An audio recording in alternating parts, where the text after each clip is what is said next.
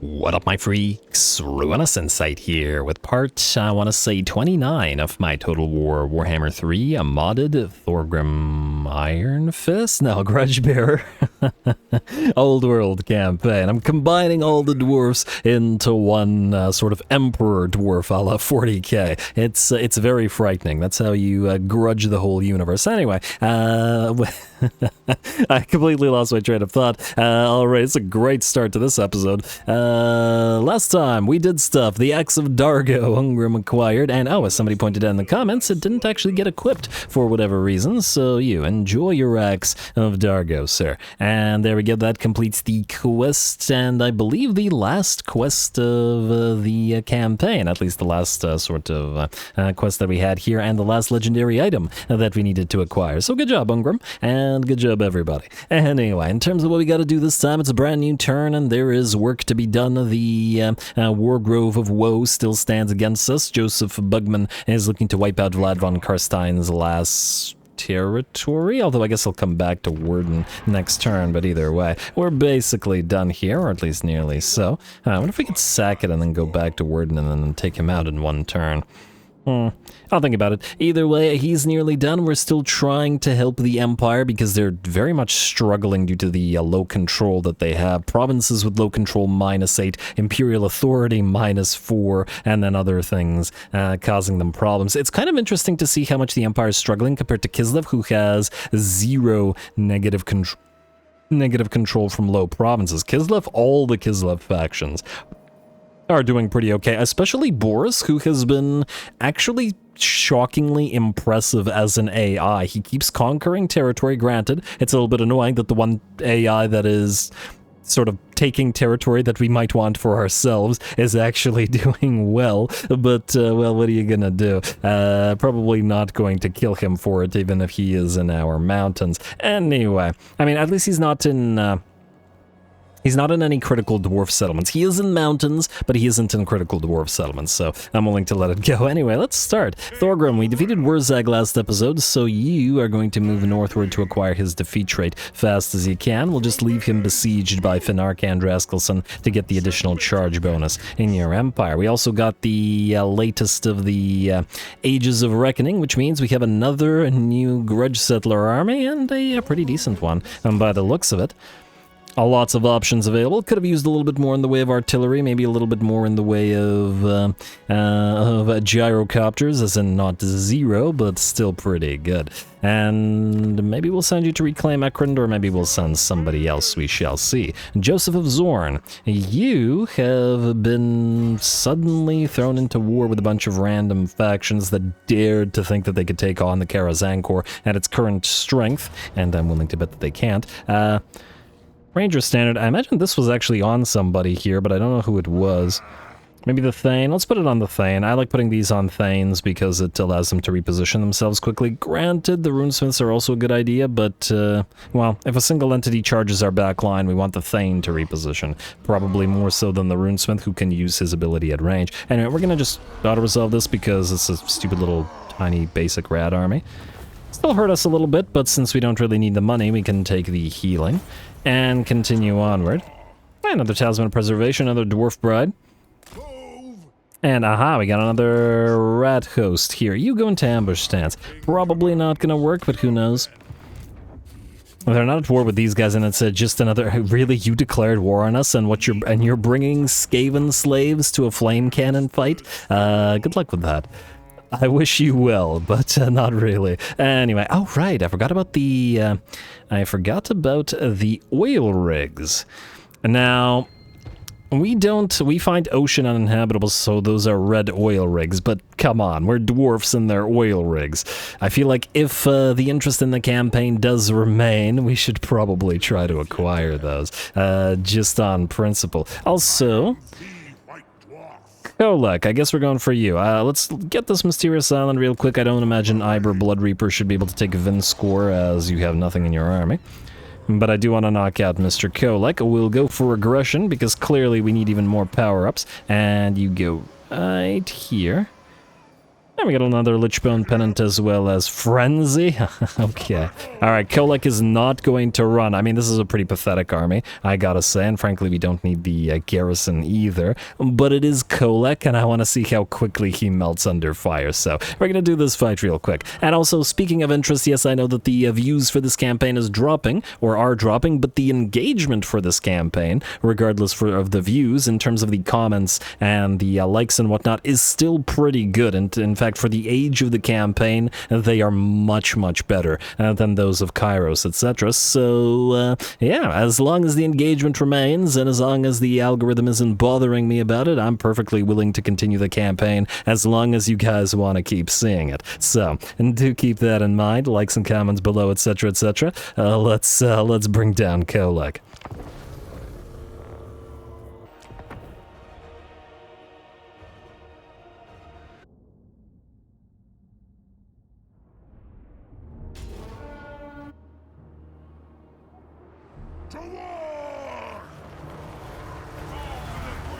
Alright, here we go. Just a silly little quick fight here, but I mostly just want to see how quickly Kolk melts away. We're not going to directly target him or anything, just allow our army to do its thing with the droves of torpedoes that they've got.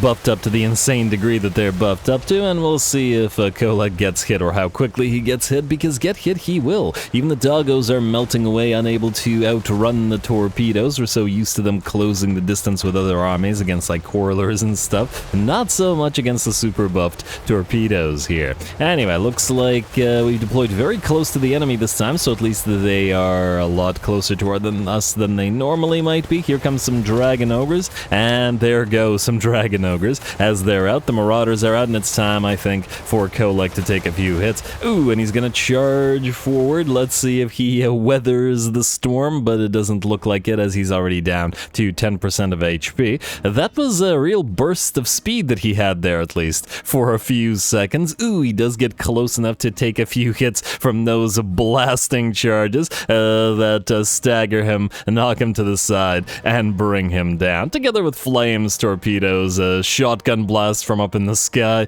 Well, down goes the mountain god. I guess we're pretty used to, let's say, exploding... Well, not quite exploding mountains, but you know what I mean. Blasting charges, digging, all that sort of thing. And dealing with mountainous things, and that's about as close as I can think of. Anyway, Grimbrindle, we're just gonna send him in to fight some Chaos Spawn, just because otherwise this army does all the work for him. Again, it's one of the weird dynamics with Grimbrindle in particular, wherein he super buffs all of the units that make him more or less useless in the fight if the enemy is unable to close the distance, because he's a melee lord and the rest of our army is mostly range, other than the 4 Iron Breakers, and they at least have the blasting charges. Oh well, not a big deal. Well, and essentially Kolk wasn't a big deal, as he went down real quick. Well done, Gromby. 3 kills, still 3 Chaos Spawn ain't too bad, and eventually we'll hopefully run into like 3 or 4 stacks at a time, and then we'll actually be forced to fight. I think if we send them against the Slaneshi in Helpit, or even the Skaven in Helpit, just due to their numbers, there's a very strong likelihood that this army is forced into melee, so we'll probably do that.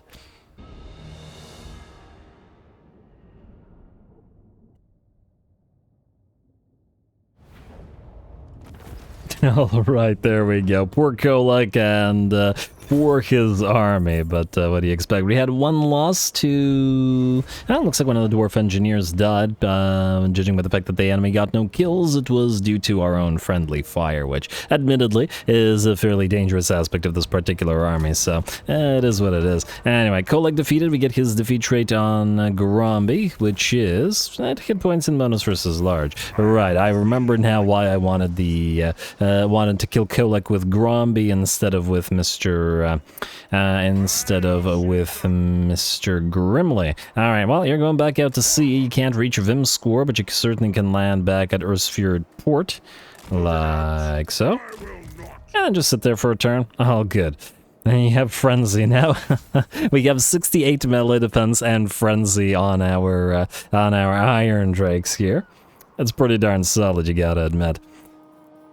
All right, I always love it when you can make sort of range units that aren't meant to fight in melee, just melee. If not powerhouses, at least decent in melee. It always amuses me greatly. Anyway, that was a desperate little attempt from Kolk. Admittedly, he was never going to get anywhere with that. We've got bigger fish to fry in the form of the sort of millions of Slaneshi around second circle, and probably tons of rats as well. But that's for Grimly to deal with. Grimly, I think you're just going to bypass the Slaneshi and head directly towards ninth circle, like so.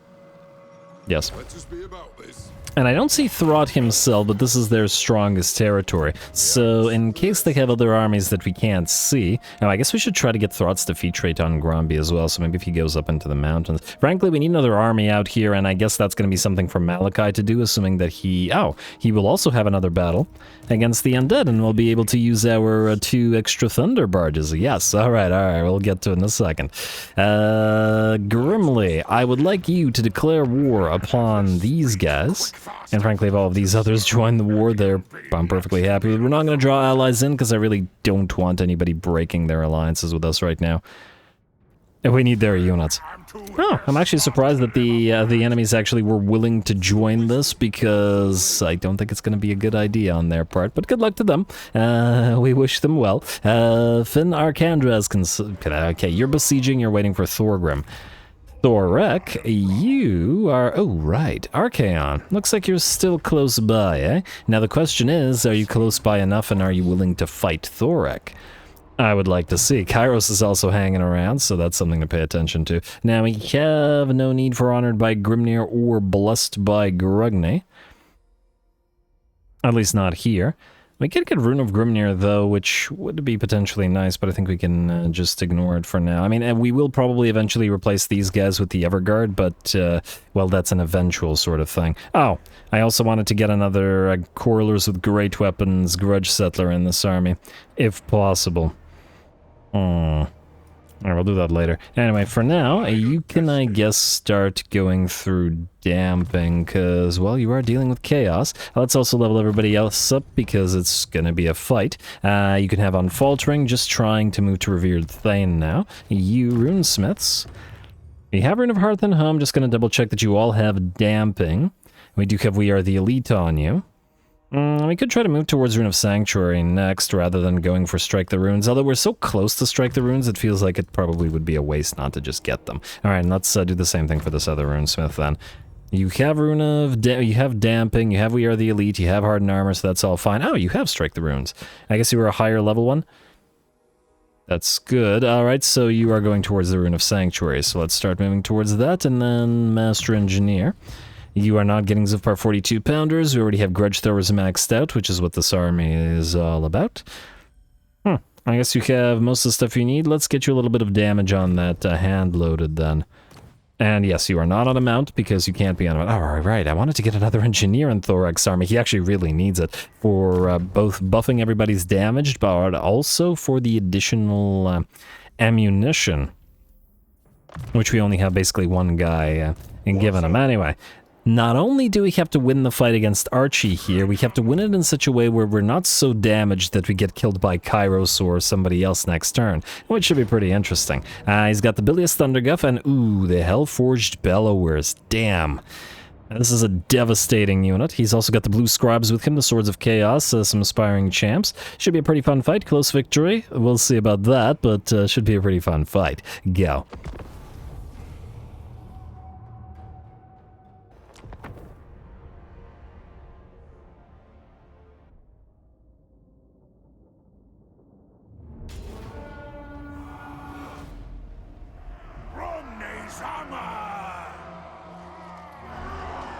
Alrighty, here we go. Oh, I got so used to those Zinjan skies, it's a little bit odd to see them in Thorek's campaign, however. Anyway, as I said, here we go. We got about 6 enemy elite units, or units that are going to be very threatening to us, as in the single entities. Well, actually, 4 of them are single entities, and it's just 6 threatening units in general. We got Archaon, the Bilious Thunderguff, the Blue Scribes, and the Hellforged Bellowers for the single entities, and then, of course, the Swords of Chaos and the Aspiring Champs that we're going to have to deal with. Now, you may notice that the blue scribes are fairly hurt here and are continuing to get hurt as they get hit by that goblin mangonel, the goblobber, which is targeting, as weird as it is to use a grudge thrower for this, targeting the blue scribes up in the sky and taking them out by the looks of it. Aw, poor little guys. Away they go. I love this animation. Alrighty, and that was perhaps a lot quicker than I might have otherwise expected, but you gotta remember we have the Rune of Seeking due to Thorak's buff on every single grudge thrower, so even if they're not really meant for it, they can hit single entities. We've got very much trickle damage coming in, maybe 5 to 10% HP damage per hit from the Goblobber on the less fragile Hellforged Bellowers here. Probably in part due to all those resistances that they've got, but this thing isn't angling its shots in the same way that we are over the hill and is taking hit after hit after hit and is beginning now to melt away. Alrighty, never used rock lobbers and well, grudge throwers in general as snipers before, but hey, if it works, it works. Not complaining. Anyway, the enemy is still on the way, and it's still probably going to take them a fairly long time to get here. We do have our grudge throwers slowing down the army. Archaon is trying to desperately dodge the shots coming in from the quarrelers at him. And the occasional grudge thrower projectile as well. And he's still got a long way to go. Ooh, and he's stopped in his tracks for a few seconds, take a little bit more damage. Of course, he does have... Oh, he actually only has a bronze shield? That's surprising. Oh, he probably doesn't. He's probably getting hits on him from one of the grudge settler Quarrelers, which are reducing his missile block chance, because, yeah, bronze shield on Archaon wouldn't make much sense. Anyway, the enemy has arrived on our flanks with a number of its fast movers, the doggos, the marauder horses, and, more importantly, the swords of chaos, which are looking like they're going to use the trees for cover. And good for them, they're certainly going to need it. The rest of Archaon's army is already very heavily damaged, and the bounce power is already at about 80% in our favor. The issue, of course, with this army is that they actually need to close the distance, and while we may not have the same level of firepower, anywhere near the same firepower as Grimbrindle does, at least against this army it might not matter all that much. Thorak's still waiting in the center, Archaon's still attempting to slowly but surely close the distance there, but it's down to about 30% HP, and I'm not telling the Quarrelers to focus him directly, so they're just basically firing at whatever they can reach here. We've also obviously deployed in such a way where we have a little bit of a space between all of our Quarreler units in case the enemy does manage to close the distance and charge us, which is a distinct possibility. Here comes Archaon, gonna take some blasting charges to the face and still charging, but I wager not for too much longer. He moves right past Thorak rather than going for him directly, and then decides to run away with 43 HP. Alrighty, I don't think he's coming back from that one, and a couple more Quarrels to the back of the head will bring the Ever-Chosen down. Over on the left flank, it looks like the Doggos and the Swords of Chaos decided to charge on in, but we countercharge them with our Thane and Runesmith, and it looks like the Swords of Chaos don't last much longer than their master does, in all the implications, and will go down as well. And not in a good way. And there we go, last of the Swords of Chaos will melt away under fire from those Quarrelers. The bilious Thunderguff will topple, and with that, Archaon's army is destroyed from a distance. Lovely. And, I mean, all things considered, our Quarrelers in this army aren't all that crazy strong in terms of just the pure damage they do. 72 missile strength, 52 missile strength. They do have a lot of range, which is pretty darn nice, thanks to that Rune of Seeking, and the bonus armor-piercing missile damage is really helping out, even if their damage is only half of that of, for example, Slayer Pirates or anything like that. Though the Slayer Pirates probably have a lot more armor-piercing missile damage. Still, these guys have, what, nearly 3 times as much range, and that counts for a lot as well.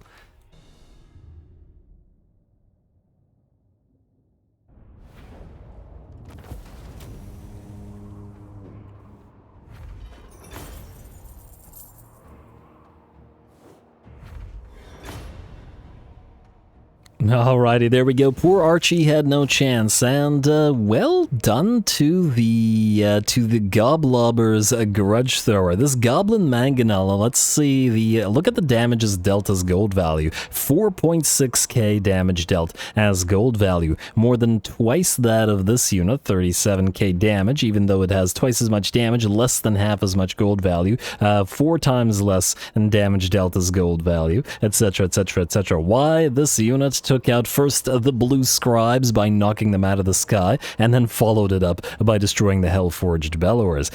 Pretty fantastic work from these guys, and that Rune of Seeking provided to the Grudge Throwers, plus the buffs in terms of their damage, actually allow them to occasionally kill off a single entity like that. And as odd as that may seem, that's the power of tradition. Alright, track replacements. We got a tiny bit of damage. One of the Chaos Spawn killed off a few of the Beer Gut Warriors here, but that's alright. Also, good job to the Urki Eye Pokers. Anyway, yeah, track replacements. The remains of Archaon's force will run... Wait, did Archaon survive that? I thought we killed him. No, that's just Gulgast. I saw the big horns from, I mean, they're kind of hard to see, but I just saw big horns, but frankly, those are tiny horns compared to Archaon's. Anyway, melee attack +2 when fighting against Warriors of Chaos, Demons of Chaos, Chaos Dwarfs, Norska, and Beastmen faction-wide. Certainly a stackable defeat trait, but the spell resistance and physical resistance is quite nice, in particular for Thorek.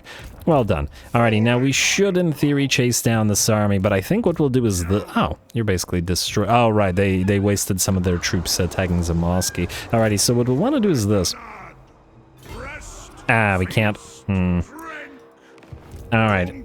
You are going to go right here. You're not going to attack this guy. The reasoning is this. Physical resistance when defending. Yeah, let's go into Valea's Will, I guess.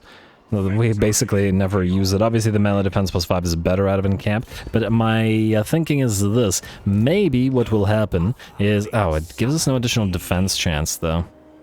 We might get jumped upon by Kairos. Well, even if we do, I think he'll have a pretty bad day of it anyway. Anyway, the idea is this. While we're beside this guy, these guys might try to attack Thorek in order to use them as reinforcements, which would allow us to fight next turn, or as soon as we end the turn, so why not risk it, right? Anyway, Vikram Burdrick, you... What are you doing again?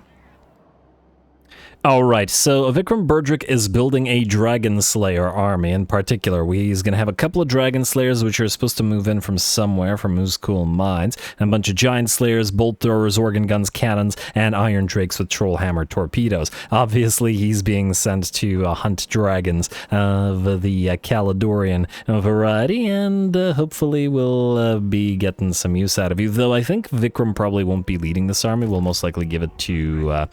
give it to a Slayer Lord. Guthrie Holdfast.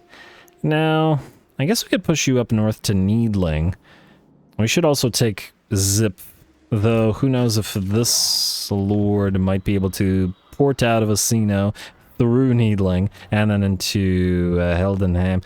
I guess what we could do is we could send you, Callan Heldower, to Zip. Oh, actually, maybe not. Okay, you know what? Here's what we'll do. First of all, you are going to break the siege. And then we will have you attack Vlad because he's stuck where he is. And I guess, yeah, it's too bad that you're just out of range, but what can you do? Alright, we'll attack this. It's just a close victory. I don't think so. But anyway, it's technically a debut battle for Bugman, so I want him to actually fight it. You have Grimnir's Heirs, and you have Thunderer, and you don't have anything else. We also got to choose between Venerate Grugni, which will give us +4 melee defense versus Venerate Morgrim, which will give us ammunition for artillery, which probably doesn't help us at all. It does give us additional engineer capacity, but I guess Venerate Grugni is the better pick here. Rune Smith will level you up. You have Damping, which will help. We will get you Rune of Hearth and Home, I think. And just get that vigor loss reduction, especially since you're kind of in a blob, as this is going to be a caravan formation army. You... Flash bombs up our 42-pounders. I guess we could move towards We Are the Elite next. Sapper would be nice as well, but it's... What about you? Okay, you can get so far 42-pounders. And then lastly, the Thane. You have Revered Thane, you have Hero, we don't have We Are the Elite, so I guess that's what we'll do. And you have Wanderer to give stock to the... to give Stock to the Bugman's Rangers. Frankly, it'll probably never be used in that way, but who knows. Mostly because it's useless for them to have stock because they're going to be in a caravan. But anyway, here we go. This should be fun. First use of our war wagons and mortars. Lots of ammunition on them, and they can refill everybody's ammunition. Plus, we've got to open the casks on a lot of these guys, restock, etc., etc., which also feels appropriate for Bugman. Go.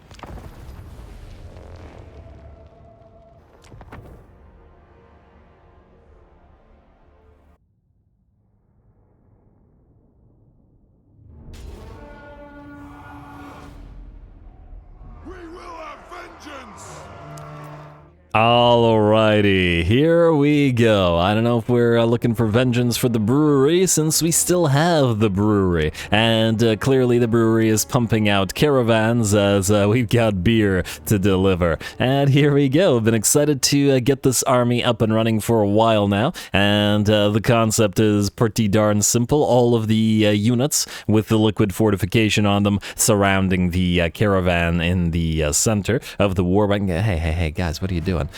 Surrounding the war wagons in the center. Depending on the army and depending on our position, the caravan will essentially move through the enemy like this, or through the battlefield. But it can also take up a position on a hill like this, as long as it's in the caravan formation. I was thinking about maybe essentially putting the wagons in a circle, like a caravan defending itself, which would also make sense. But I really do like this column formation, since it's not one you typically use.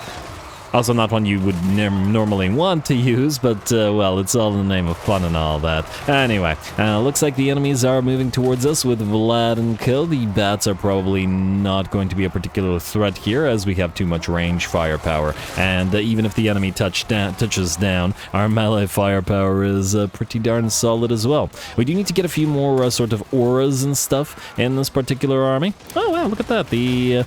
With ballistics calibration, our Slayer parts are up to 190 range. Very nice.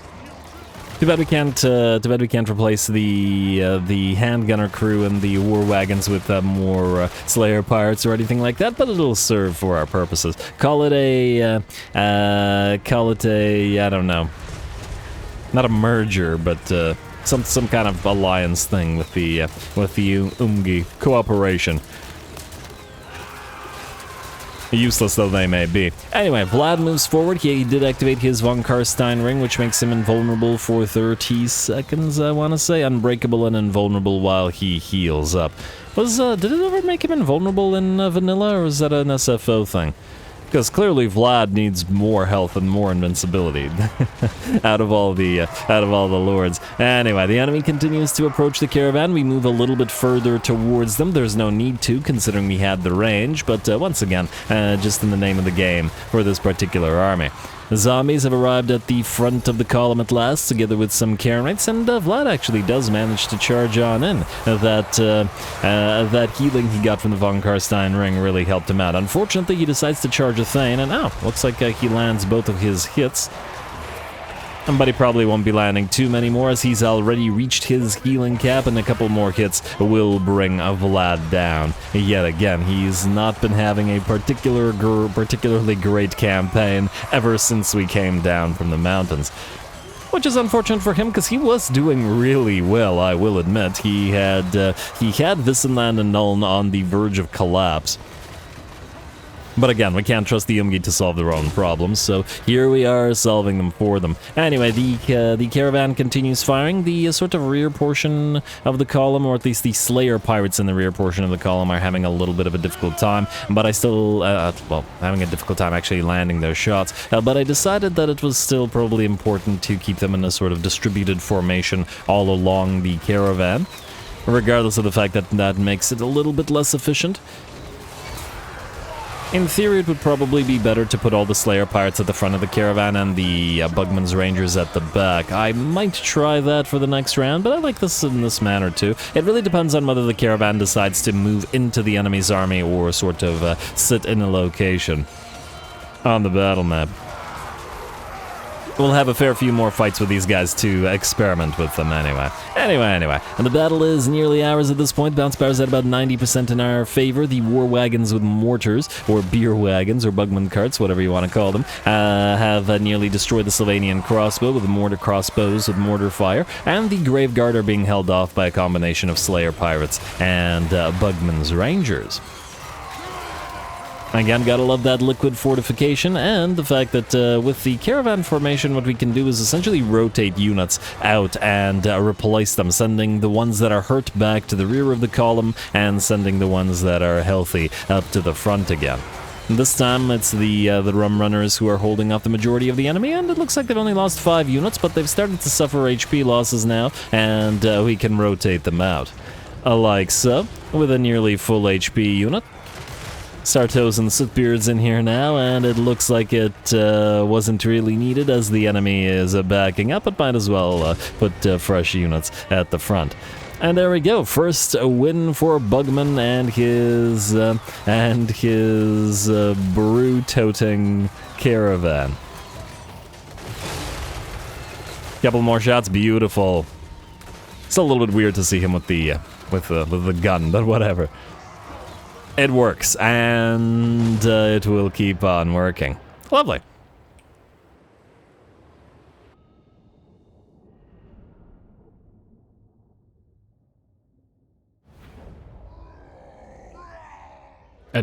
Camera, please. No, all right, there we go. Effective or not, Bugman's Caravan is just such a fun army conceptually that I absolutely love it. And in the late game, this is definitely the kind of thing I really enjoy doing. Well, frankly, not just the late game, basically from the beginning of the campaign. Definitely a really nice, conceptually themed army. Every single infantry unit that we have, Bugman's Rangers and Slayer Pirates, all have liquid fortification. Gotta make sure we get Iron Warden's tankards for everybody in this army as well, and of course every single dwarf in the caravan protects Bugman's carts with their lives and not leaving formation lest a single beer stein be lost, or barrel I guess, be lost to the enemy. Fantastic. Anyway, Razor Standard actually probably be useful on the Rum Runners or whichever particular unit of the Slayer Pirates. It looks like it was the Rum Runners this time. Rum Runners, for the love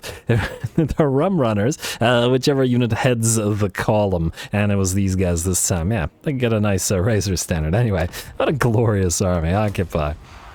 Alrighty, no crashes this time, and another plus 5% hit points on Vlad for Bugman. So it kind of irks me a little bit that Bugman is a guildmaster, but like I said before, a guildmaster and a brewmaster are kind of similar in what they are. It's just that, you know, different specializations, but from a sense of authority and whatnot, and you know. Anyway, a Dwarfen Tattoo is a Gyrocopter Scory Drenger. I think, I don't dislike the idea of a Gyrocopters hovering over the caravan, acting as spotters for ambushes from a long distance. I don't think it would be a horrible idea. But I'm interested in your guys' opinion on it too. If you think that the engineers should remain on the ground with the rest of the caravan. I just think that if a caravan moving through hostile lands has the option of a gyrocopter spotting enemies for it and such, I would imagine that it would use it, or you know, spotting like, I don't know, landslides, blocked routes, etc. From a distance. It makes sense to me. Anyway, Gotri, hold fast. You haven't been holding fast for a while, buddy. It feels odd now.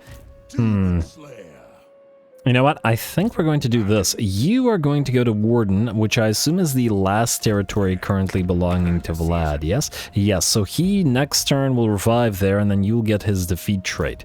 Let us begin.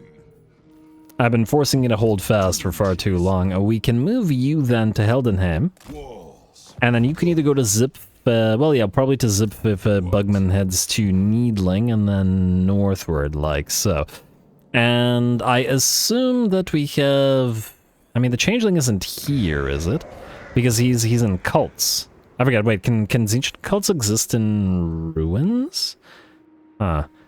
Yeah, it does say buildings 8, so they must be able to exist in ruins, eh? Alright. But then... That's a question. Do we leave these places burned down, or do we head on over there, occupy them, and then fortify them so that the changeling cannot rise again? And maybe destroy the cults while we're at it. And we can build the anti-cult building. Certainly a possibility. We can maybe send Callan Helldower, who's just a temporary lord out there. Yeah, I don't like his trade either, and yeah, this is just an auto-resolve lord, so yeah, that's fine. Anyway, let's keep looking for whoever else. Malakai, yes, ooh, it's a battle-heavy episode. I mean, I guess this late in the campaign, all episodes are kind of battle-heavy, but, well.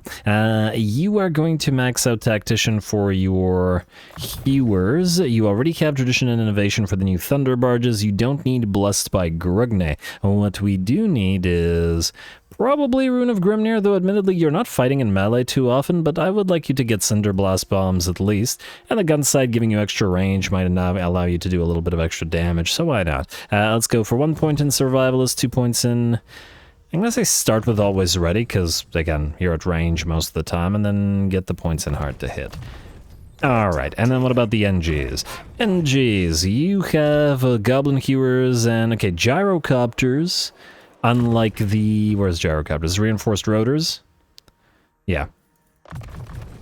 Unlike the Thunder Barges, which can't be buffed, you can actually buff those. I'm so surprised that you can't buff Goblin Hewers or Gyro Bomber, no, or Thunder Barges, but whatever. We could get Sapper in this army, still pretty useful as we do a lot of running and gunning on occasion. Yes, and we have 3 points remaining. We could get you more damage, but I think it's time to increase mobility. You're going to have to long way to travel soon, so you may as well prepare for doing so. Sapper for you as well, and then Reinforced Rotors. I like the additional little bit of extra damage, and then, I guess only 2 points in increased mobility, but nearly there. Lastly, the Runesmith. You have Rune of Hearth and Home and Ward Breaker. Let's get your Rune of Negation to Rune of Breaking just to get to strike the runes. You have Sharpened Weapons as well, so let's get you through to Rune Master, and we probably still want Damping and Rune of Slowness, so we have access to all the runes. We'll probably get a couple points for Overcast runes, and then start moving through to Rune of Sanctuary for the additional enemy Winds of Magic reduction. Alright, Malakai, you ready to go and try out those brand new Thunder Barges? we're not at war with you. Whatever, I'll just declare war as we attack. Declare war. Who are you again? Oh, Borden Coven, yes. Don't call your allies to help, we don't need them. Take a little bit of break from running and gunning against those piles of the orcs, and kill some piles of undead. Like so. Close victory, medium casualties. Admittedly, there are a lot of undead, probably more than we have enough ammunition, so we're going to have to probably work for it. Let's put the Ranger Standard on the Runesmith. Oh, I'm thinking we actually should get you... You don't have a Lichbone Pennant? Huh. Okay, out of all the lords, you could probably use one, because I really like to put those on Thunder Barges. I'll probably throw Razor Standard on Longdrang Slayer Pirates as well. You don't need the Dwarf Bride, you don't need the Brewmaster, you can, I guess, keep the Shield Breaker. You don't need the Stonemason either. Alright, Ancillaries, assuming... Alright, we still have a few spare runes. I'll take a look at what runes we can give to what armies later. Anyway, you can get a Razor Standard, probably they're good for... Do we not have any spare Lichbone Pennants? I basically gave the really good runes to whoever really needed them, but the ones that are kind of meh, I didn't really care about. Like the Rune of Courage, who cares? Especially for, can only be equipped by High Lord. Again, charge bonus on High Lord, irrelevant. Especially since the High Lords can make use of better runes. But it's just, I guess we do have a lot of character runes and might as well give them to somebody. Anyway, you have what you need now, yes? Lichbone Pennant on, I guess, CU, and then the Razor Standard on Longdrongs. Let's fight. Wait, quick save in case it dies. Really hope it doesn't, because this looks like a really big and fun fight. And go.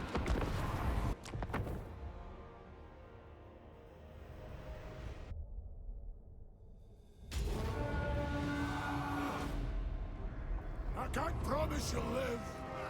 It's quite likely you'll die trying. Alrighty, here we go. We've got a lovely lighting in this particular battle, and we are definitely going to enjoy it now that we have 2 thunder barges and a proper air force in Malakai's army. We got a big old city infested with undead.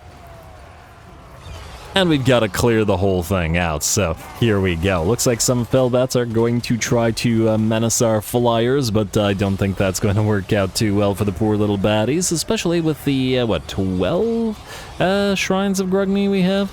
Oh, 7. Huh? I thought we had 12. Okay, but I guess it's only 7 so far. Alright, just gotta keep building up those Shrines of Grugni and getting some nice melee defense on our flyers. Interesting to see the thunder barges with some melee defense on them. I do wonder if giving them melee defense actually works, but I assume that the melee defense will cause enemy units to miss their attacks, even against the thunder barge. As big as the thing is. Well, all we gotta build is 100 Grugni shrines, and these things will have 100 melee defense, although it's probably more effective at that point to just build a bunch of the other shrines to bump up missile resistance, instead of just keeping pumping those melee defenses, though it's great for things like range units, quarrelers, and, well, really good for slayers as well, fixing their melee defense problems. Anyway, the thunder barges continue to menace the enemy and just float around the battlefield. The enemy can't really do much about any of this, except to send more bats at us, but how effective bats going to be remains to be seen. Does look like they'll at least send a few to our Slayer Pirates, or to Malakai himself, who's at the front of the column. Deciding that perhaps that's an easier kill than maybe the thunder barges are, but, well, it doesn't look to be that much of an easier kill, to be perfectly honest. And there we go, the Spirit of Grugni has arrived to lead the other airships. I'm a little bit surprised that the final tier, the 5th tier of the sort of horde faction, or army for Malakai doesn't allow you to spawn the Spirit of Grugni immediately. But oh well. Alright, and it does seem to be a little bit bigger than the other Thunder Barges, plus of course it has a crew of Slayer Pirates rather than the regular Dwarfs in there. Oh, we got a Thane at the front of the thing, and an Engineer at the helm. What about here? Do we have... No, it's Slayer Pirates all the way down. Although the guy with the biggest mohawk appears to be at the helm rather than at the front. Which is interesting, considering he's piloting and thus has no chance of dying, most likely, unless somebody explodes the airship itself. Anyway, speaking of the airships, they continue flying overhead and menacing those undead. The bounce power is in our favor, but it's going to be a long time clearing these guys out, especially since we have plenty more reinforcements on the way. Of course, our gyrocopters are still hovering up above, and, well, the enemy does occasionally send their troops down towards our Slayer Pirates here, but they will get gunned down and goblin hewn down as well. Alright, get a few of those axes launching. No, it looks like the... come on, guys. There's a unit of Graveguard moving in. This would be a decent target. Don't spend so much time repositioning yourself that it allows the enemy to close. Oh, well, I guess it'll allow these Slayer Pirates to fight somewhat. Alright, nice little volley into the front ranks of those Graveguard. And of course, this is the Great Weapon variant, so no shields on them, and allows the Slayer Pirates to do a little bit of decent work. One of them gets knocked back, but not out. 176 missile strength on them when we pop up deranged munitions. Granted, it's a big buff, but still very neat to see.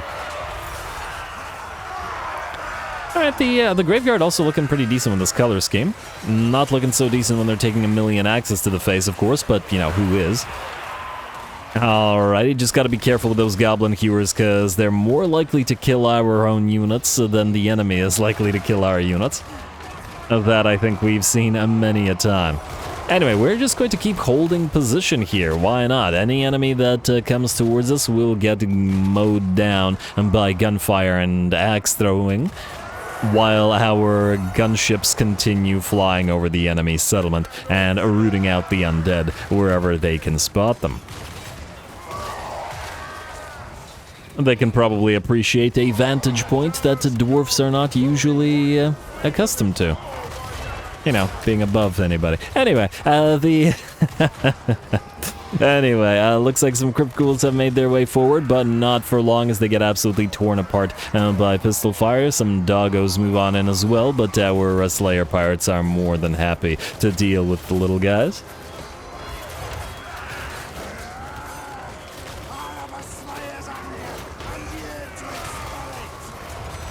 Nice to hear Slayers yelling things on occasion during the fight as well. Anyway, looks like the doggos are nearly out. And well, if it isn't another unit of crypt ghouls heading on and getting plenty of action for the Slayer pirates here. And of course, the Thunder Barges continue their work and continue racking up the kills. 264, 306 on Led Zeppelin, and about 200 to 150 on the various gyrocopters as well, which continue firing off their steam bombs, etc., while these Slayers fight below. Granted, we could have just blobbed up around these Slayers with our flyers, but that wouldn't have been as fun, as it would have meant that the gunships did all the work, instead of letting the Slayers have some fun too, and at least have a chance to die.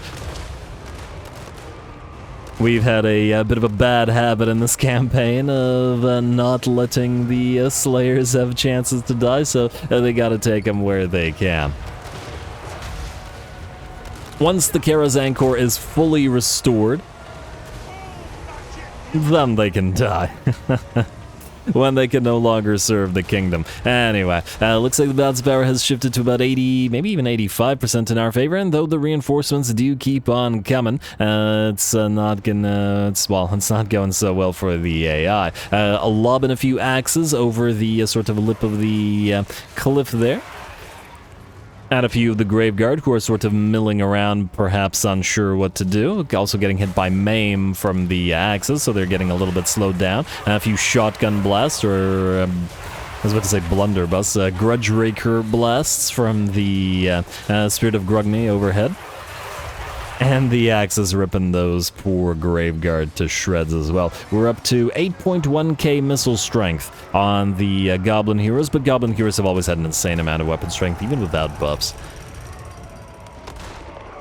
They're still not too great at, funnily enough, hewing down mobs of units and piles. I mean, they'll never be like a flame cannon or anything like that, because they're anti-large unit, but man, do they bring down those large units quickly. Hilariously quickly. Oh, and it looks like we got more bats on the field. They've decided to annoy some of the gyrocopters yet again. I mean, it didn't work the first, 8 times. Clearly, it's going to work this time. But I suppose they are saving a few of the units on the ground below by distracting the gyrocopters into not firing. Well, at least that one unit of gyrocopters. Can't say so much about the rest, and the rest of the gyrocopters can still fire upon the bats in the sky as well. Alrighty, and the bounce power is at about 90% in our favor. A few more enemy units have arrived to try to menace Malakai, and it looks like we're actually starting to run out of ammunition on the Goblin Heroes and stuff. Not that we'd really need it. Bombs and shotgun blasts and cannon fire and grenades or bombs or whatever still being dropped from the Spirit of Grugni. I'm pretty sure the Thunder Barges have effectively infinite ammo, so they can just keep firing forever. 262 ammo? Yeah. I think they'll be good. No matter how many undead the enemies send against us, and without a sufficient air force, they can do nothing about this. Might as well move to sort of head off the enemy reinforcements now. I think the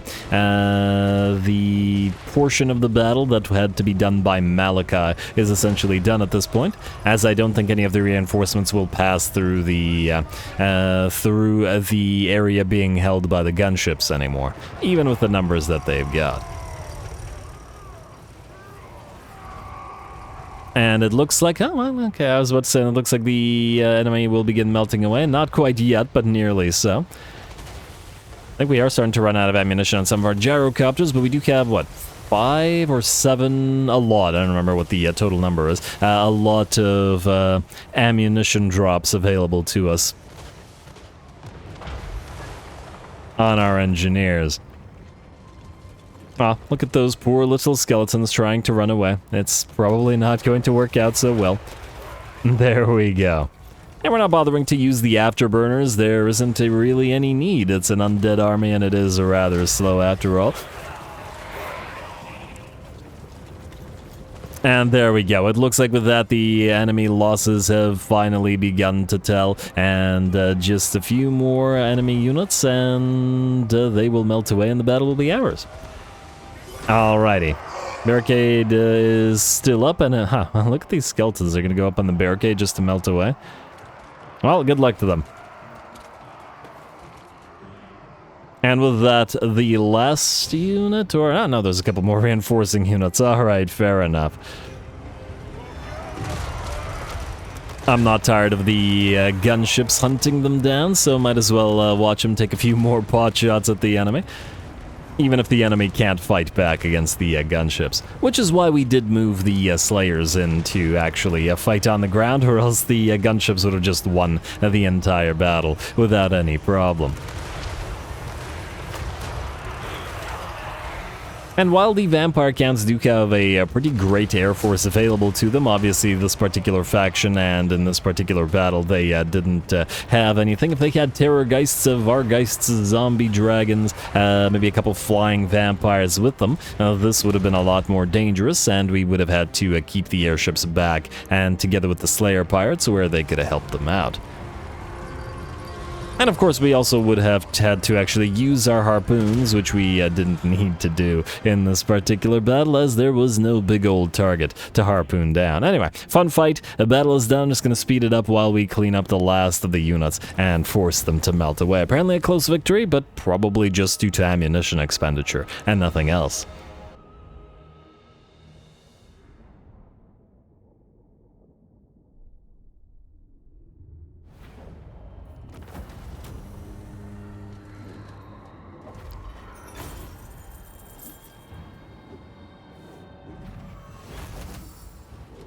There we go. Absolutely beautiful. I love the idea of Malakai and his slayers finding a position in the town for the enemy to attack, while his airships just hover over the battlefield or the town itself for days, just rooting out the enemy and gunning down the undead lurking in the shadows. It's pretty nice. Very cinematic views of the airships hovering over the city and of all the marching dead.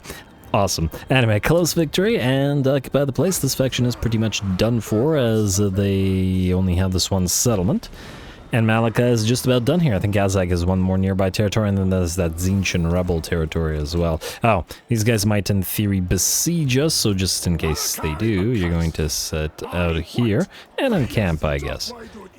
Alright, we completed everything else, so yeah, you can encamp and you're free to. Too bad there's nobody to benefit nearby from our aura.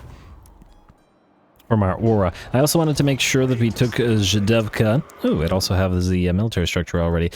Before our allies did, so that we can transfer Vitsi and Zhidevka both to the Orthodoxy, completing their province, and then trading Vitsi for, I don't know, one of these territories, doesn't really matter which, to the Ice Court. Nice little mix of territories between the two. I like it a lot, especially since the Orthodoxy for some reason has a bunch of territories to the south of the Ice Court. I wonder if they confederated in other factions. It's kind of interesting to see that they're all on this particular place, minus Fort Jakova, which appears to have fallen. Anyway, let's see who else needs to do things. Dwinbar Ranulfson, Axstorm.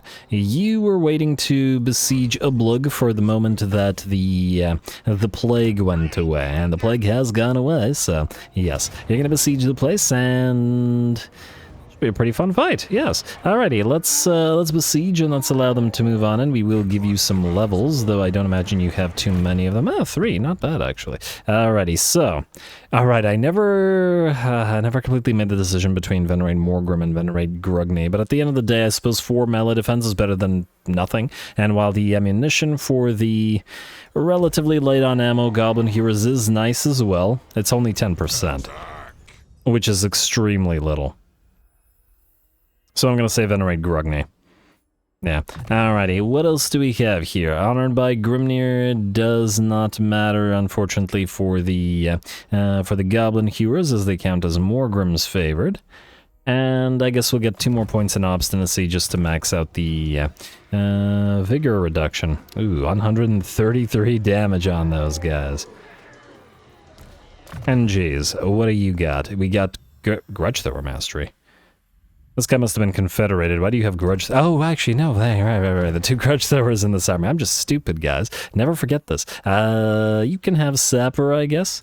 No other masteries are going to be relevant in this army, and then I guess you can have the same, assuming, okay, we complete We Are the Elite, and I guess start moving through Sapper.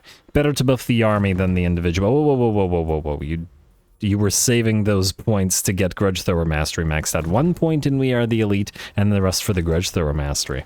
Come on, Ruinous, pay attention. Alrighty, next up we have We Are the Elite for you, even more speed, at least on the high rank units. And, I mean, I guess we should probably get Dragon's Bane just for the additional, you know, damage and stuff. Weapon strength, massive increase in fighting against warriors of Chaos Demons, Chaos Dwarfs, and Norska. Actually, funnily enough, this will most likely eventually be of use to us, as this army is decently likely to get into a fight with Kugath, so let's do that. Big Game Slayer as well. We might actually need you to charge Kugath, which is a dicey prospect in the best of times. Anyway, you can max out Inherited Arms into Unfaltering, into Revered Thane, into Rune of Grimnir. Get that glittering scales and stuff, all good. I guess 1.4 Blade Master is never too bad. The rest of the stuff, I mean, we could get Ancestral Grudge. You're about to fight some greenskins. Fine. Now, what about you, Runesmith? We will need damping against pretty much anybody we face off against. You are already hardening armor, which is good. I guess we'll go through to strike the runes. Wait, 1, 2, 3, 4, 5. Oh, we could go for Rune Master. All right, let's get Rune Master then. Probably more important. And then we'll get Strike for the runes after, because this will essentially do the same thing, but better. Oh, this is, wait, 15% cooldown, shared cooldown reduction for all Master Rune Magic, and this is for all Rune Magic. Okay, maybe this was better, but too late. Anyway, you besiege this for 1 man on the turn. Alrighty, that should be fun. King Azril, I do believe you are going to head out and defeat Drycha,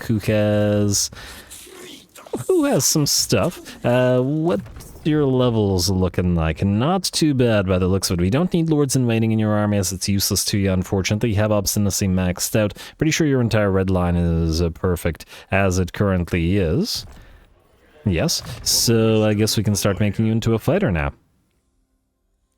Granted, this army probably would have been a little bit stronger if we venerated Smednir rather than Gazul, but we're all in on the great weapons here and the fact that this is a Gazul-centered lord.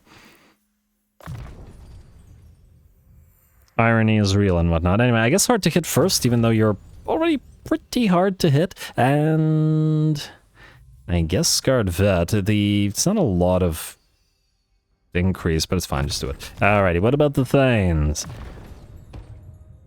You have Keeper of the Gate. I guess we should go through Inherited Arms into Unfaltering, into Revered Thane, into Rune of Grimnir, just like we did in the other army, and then into Blade Master, and then the same thing for you, other Thane. Inherited Arms, Unfaltering, Revered Thane, Rune of Grimnir, Blade Master, and for some reason you had an extra point, which I guess we could, I guess we could give you charge bonus, but it's so meh that I don't really care. Well, 1 point for 8% weapon strength ain't too bad, so we'll do that. Runesmith, you are missing Learn Intuition, Accomplish Runesmithing, and Rune Master.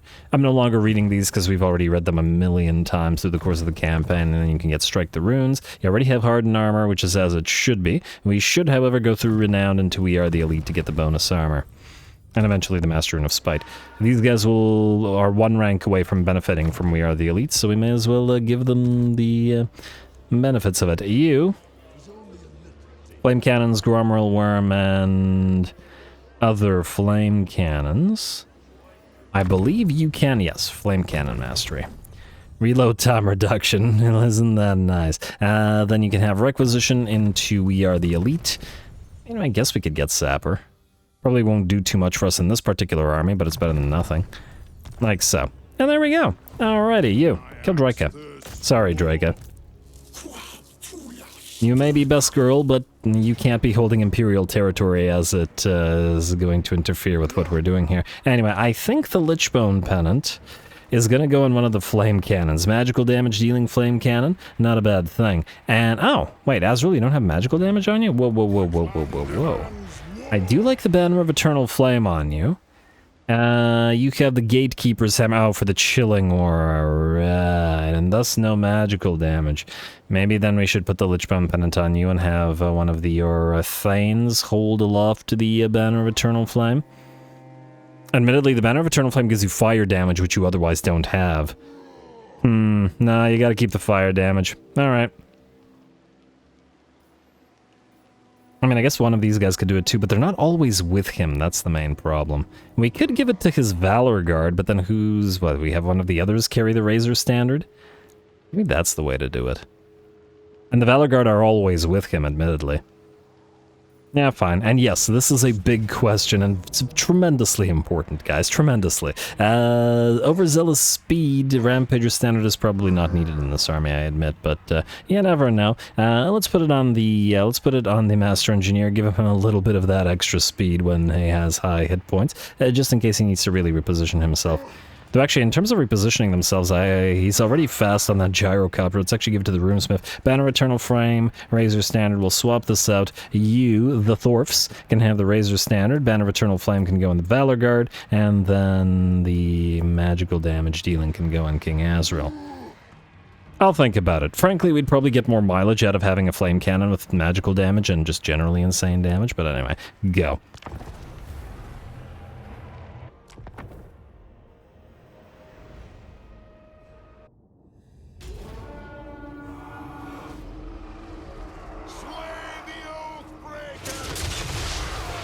Oh, I love that sound. The flame cannons all firing at the same time, and a unit of Wood Elf Archers is going to have a very bad day here. Though how much of, how much awareness they have of all of this remains to, well, is still a question. They being glamored by Drycha and all of that into being forced to fight. Alrighty, and the first of the enemy units melts away and will be no threat. Gonna provide a little bit of covering fire for King Azril and his Valor Guard to advance. So it looks like they'll be slowed down to a mere 24 movement speed. I'm gonna take arrow after arrow, and this is the unshielded unit of hammerers, so they will be taking damage here. An arrow of Ruinous comes down on them as well. Plus, gotta not underestimate Melkot's Mystifying Miasma, as it is a fairly big damaging spell in SFO. Lasts a long time and does a fair bit of damage, even with 50% spell resistance. Now maybe in the future we give these guys a banner that, like a Lichbone Pennant or something, to increase their spell resistance. Or maybe a rune that increases spell resistance. Granted, the Banner of Eternal Flame will confer their fire damage. But we could put that on a Thane to make these guys more tanky. I'll think about it. Anyway, our flame cannons continue providing support, and we slowly but surely continue making our way into the enemy settlement, slowed though we are, and down by about 25% of our HP on the Valor Guard. And I'm gonna pop the Rune of Negation on them, a little bit of more damage resistance. That should help out a little bit as we continue to advance. And ooh, this is gonna hurt Melkot's Mystifying Miasma, I think. Yeah, but going to tear through their ranks, but they're still at 60 out of 60 units and are getting closer and closer to Drycha. King Azril and his two Thanes continue to charge on forth. Just the Thanes, Azril, the one or two actually units of Frostworms, and the Valor Guard. The rest of the army is peeling away to fight other things here, like these Wildwood Rangers, Giant Wolves, and whatever. But the main enemy blob where Drycha is located is where Azril has decided to go, and his Thanes and his Valor Guard are sworn to follow. All right. Time to bring winter to the forest here. Too bad we can't get the Wraiths of the Frozen Heart with the Frost Dragons, with the Frostworms rather. And there we go. The battle is finally joined, or at least the distance has been closed. Kind of hard to see what the heck is going on here because of the Melkoths. Is that another Melkoths, or is that the same one? I don't even know anymore. Let's see. I guess that was the same one. Okay, good. And, ooh, hello, here comes a big boy. Looks like we've got a malevolent tree man moving in to try to help Drycha. Speaking of Drycha, looks like we're going directly for her with King Azril, who's in here somewhere. Kind of hard to... Oh, there he is. I was about to say kind of hard to spot him, but it looks like we do manage to do so. And he'll cut his way through all those dryads to get to Drycha herself. But I would wager that while Drycha is a deceptively strong lord in melee, she doesn't have much of a chance here. Azril just has too much damage and too much healing. And it looks like Drycha is routing, perhaps. No, she's actually steady and active, but she is down to about 10% of her HP. Another bonk or two will bring her down. Of course, we are taking missile fire this entire time, and more damage this entire time as well. But it should be fine. And one more hit. Okay, apparently 2 more hits. Drycha's down to 800 HP, and it looks like that previous hit when whiffed, and it looks like that hit delivers the final blow. And Drycha is down. The bounce power remains 50% in our favor only, and it looks like here we've defeated the Wildwood Rangers with the rest of the hammerers. All 3 of the other hammerers are on this side. And the flame cannons are still providing support. Gonna move in the thunderers with drake guns as well to apply a little bit of that fire damage, or a little bit more of that fire damage, while the fight continues. That said, we've had to back out our frostworms, as the Wood Elves have typically focused down the bigger units in order to, well, do as much damage to them as possible. They weren't finding too much purchase in the Valor Guard, who are up to nearly 200 kills at this point, and are still very much in the fight, even if they have been in the most dangerous portion on the battlefield effectively by themselves. Looks like the Malevolent Tree Man is also nearly done for, at about 15% of its HP, and a few more hits from the Valor Guard, and their bonk and hammers will take the big boy down. And finally, it's time to summon those ancestral shield bearers. The bigger tree will topple, and the ghosties have made their way forward. And gonna start providing a little bit support now, as we've decided to move up at least a couple of drake guns. I think we've, in defeating the enemy lord as well as the tree man, shown the superiority of the Valor Guard here. And rather than spending the rest of the year cleaning out the pile of dryads, we can help by gunning a few of them down as well. And it looks like more units are still moving in, but their reinforcements will soon be limited, as the frostworms and the rest of the hammerers will cut off any enemy reinforcements as they've made their way up the ramp. Alrighty, and of course the frostworms are quite helpful in applying frostbite to the enemy as they try to run. Of course, we also got to remember that we have Chilling Aura and all that slowing stuff on everybody. Now, look at these Dryads. They're down to 3 movement speed. Even the ones that have Shattered are no longer able to run. Oh, I should put a rune of... Is it Rune of Dismay? I know that there's a rune that provides additional slowdown.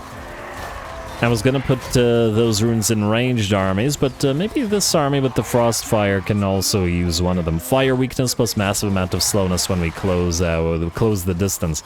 Isn't too bad of an idea. Anyway, Drake guns will now continue to work because, well, they haven't been doing too much in this particular battle, as the Valor Guard have been doing all the work here, at least over on this ramp. But they deserve it.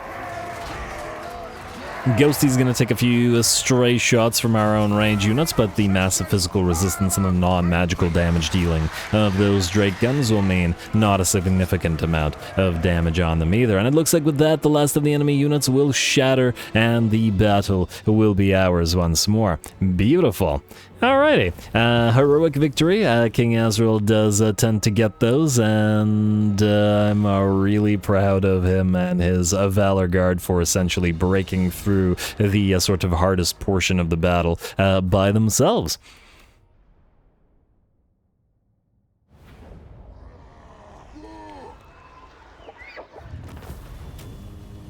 Man, you know how in a previous episode I said that I swear the game is watching me, waiting for the time that I don't quick save prior to a battle in order to crash, and guess what happened on this battle? It bloody well crashed, as I forgot to quick save before it, and I had to fight the same battle twice. Luckily it was a fun battle, so I don't mind so much, but it's still... I have no words. I'm choking on my own rage here. Anyway, Drycha is defeated and her main stack is defeated, judging by the veterancy. This is probably her original stack that she started with. Weird not to put Coadil with Drycha, admittedly, but I suppose if the other ancient tree man, Aka, there, had the Nemesis crown and Drycha didn't, Coadil would probably move towards that. Anyway, we took a little bit of damage, especially to the Grudge of Silver and the Ice Drake here, who moved together forward with King Azril as he wanted to duel Drycha and thus ran into the most dangerous part. His Valor Guard did absolutely fantastic here. 371 kills and 51,000 damage, with 4,000 of that damage dealt as gold value, more than all the flame cannons combined and more than the Ice Drakes. They were right in there against the vast majority of the enemies, getting hit by arrows, getting hit by spells, by Melkoths over and over again, fighting an enemy ancient tree man or malevolent tree man, or rather, and everything that Drycha had to throw at him, and staying together with Azril as their undead king fought. It was a beautiful sight. Anyway, heroic victory for us, and you better not crush again. Occupy. Alright, we're okay. Alright, Destroyer of Dryads, pretty... Oh! SFO makes the trait not useless. It gives weapon strength plus 10 when attacking. Now, it used to be, I think, just Athaloran attrition with nothing else, making it one of the worst traits in the game. Yeah, probably pretty up there in terms of bad traits, but this makes it much better. In fact, Azril and his army could use the additional weapon strength. I like it. I like it a lot. Well done. And we should heal to full after this as well. Anyway, let's see if anybody else still needs to move in this particular turn. I don't think we have any time in terms of time left to fight any more battles, unless I'm mistaken, but we'll see. Groth Barok, I guess you have no choice but to go to Reek Marsh. I mean, I was going to send Dwinbar over there, but I guess he can go south and fight some Kugath. You can also fight some Kugath later, though you don't have magical damage, and that's not so great if the Iron Drakes are approaching. Deal with the Orcs for now. Quick save. Come on, Ruinous. It just happened to you. I don't learn lessons. Anyway, how to resolve and occupy. Alright, looks like we're okay. You can build whatever, doesn't really matter because we're going to be trading the territories, but I'm willing to bet that we're probably better off building more military structures, because we probably want to at least give one full province to the Exiles of Nehek after we destroyed them, you know? Anyway, now we're friends. Plus we should try to give them a territory or two just so that they... you know, remain friendly. Morgus Death Dealer. We're actually going to probably be a Mourn Guard.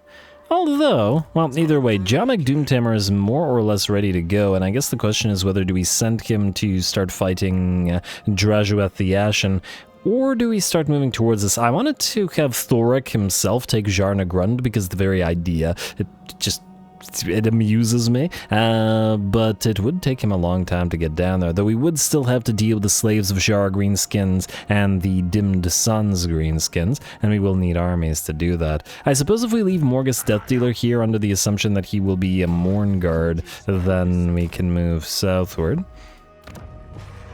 We could also start taking some of the territories of the Legion of Asgore and start giving them to Goldtooth for him to hold. Not so much that I care about being friendly with Goldtooth. Oh, he doesn't like the Night Avengers of Brienne.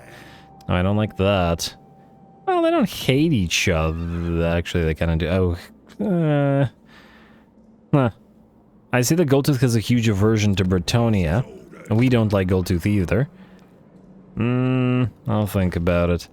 The problem is we need to give their territory to somebody. I'm not sure who it would be because I don't want to hold the Darklands. But anyway, we'll think about it and figure it out as we go onward. Morgus Death Dealer, stay where you are for now. Kazran Grimbrow, you guys. Okay, so what do we do with you? Now, Brock Ironpick, you're supposed to attack Karak Bufdar.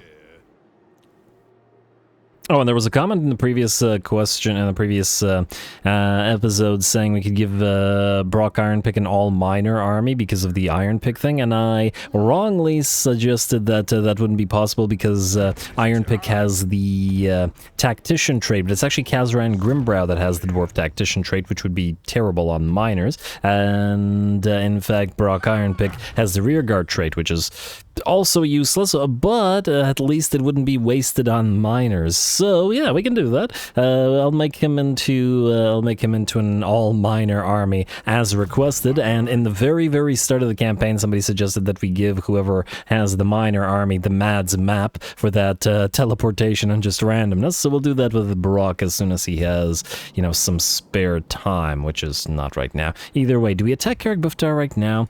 The question is, we do want to move Karak Grundadrak in, and I'm thinking we wait one turn before we attack. I just want to get sort of in range of these guys, maybe be able to attack Arnalos pretty much immediately. So we'll just wait for the turn, leaving Barak Ironpick at least where he is.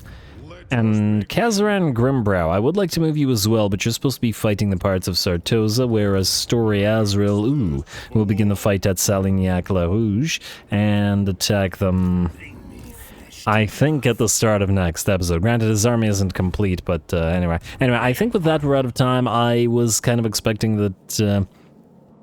which I wasn't expecting, there to be so dang many battles in this particular turn, but admittedly, we're in a portion of the campaign where every turn is likely to be pretty battle-heavy. Plus, we had some pretty good ones, those airships flying around, the BUGMAN'S Caravan, and I expect more to come, so stay tuned. Don't forget to leave those likes and comments below, especially due to how them determining the length of the campaign. Whatever else I usually say, all glory to the algorithm, more Dawi to come, and thanks for watching.